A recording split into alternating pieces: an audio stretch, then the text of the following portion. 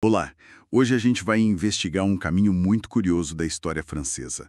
Como é que a França sai de uma revolução que derrubou a monarquia em 1789 e poucos anos depois, em 1804, está coroando o imperador Napoleão Bonaparte? Parece um contrassenso, né? Vamos mergulhar nas fontes para entender os fatores que levaram a essa transformação tão grande. Prontos para desvendar isso?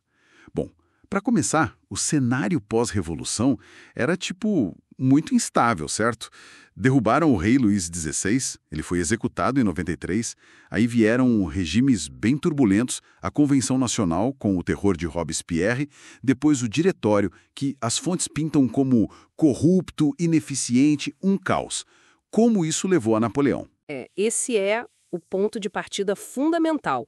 Essa instabilidade toda, que durou anos, sabe, gerou um cansaço geral na população. Havia um desejo muito forte por ordem, por alguém que botasse a casa em ordem.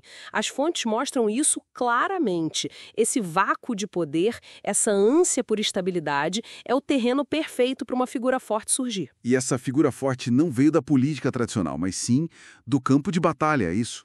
A França revolucionária vivia em guerra, contra as monarquias europeias, a tal da Primeira Coalizão. Exatamente. As guerras foram, digamos, o palco principal. E aí Napoleão brilha.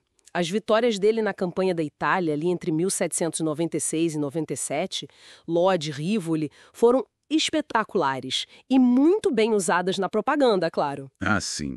E depois teve a campanha do Egito. Mesmo com a derrota naval lá para Nelson, a Batalha das Pirâmides em 98 aumentou a fama dele, Aquela frase, do alto destas pirâmides... Isso, que 40 séculos vos contemplam. Esses sucessos militares foram chave. Enquanto o governo lá em Paris parecia fraco, dividido, sabe? Ele era o herói nacional, o general competente, vitorioso. Isso contrastava demais com a bagunça interna. O prestígio dele só aumentava. E ele soube usar esse prestígio. Aí vem o famoso golpe, O 18 de Brumário, em novembro de 1799. Ele simplesmente derruba o diretório e institui o consulado, já se colocando como primeiro cônsul. Foi aí que ele disse aquela frase: "A revolução terminou. Eu sou a revolução." Nossa! Sim, essa frase é muito emblemática. Mostra bem a intenção dele. Tipo, ok, acabou a bagunça da revolução, mas eu vou consolidar as conquistas dela. Fim dos privilégios, por exemplo, só que sob uma autoridade forte, centralizada. Foi um golpe muito bem calculado, explorando a fraqueza política e, claro, a popularidade imensa que ele tinha. O primeiro cônsul ele não ficou parado, começou a implementar reformas importantes para de fato estabilizar a França, O que as fontes destacam aí? Há várias coisas cruciais. O Código Civil de 1804, talvez a mais famosa, unificou a lei na França, sabe? Uma base jurídica que dura até hoje em partes. O Código Napoleônico, Importantíssimo. Isso, mas teve mais. Reorganizou a administração, criou prefeitos para controlar as regiões, fundou o Banco da França em 1800 para dar um jeito na economia, estabilizar a moeda e ainda negociou a concordata ou a Igreja Católica em 1801. Isso foi fundamental para acalmar os ânimos religiosos, que estavam super tensos desde a Revolução. Nossa, ele agiu em muitas frentes mesmo. Lei, administração, dinheiro, religião. Exatamente. E essas reformas deram resultado. Trouxeram ordem, organização, responderam a necessidades reais da população e do Estado. Isso, claro, fortaleceu ainda mais a imagem e a autoridade dele.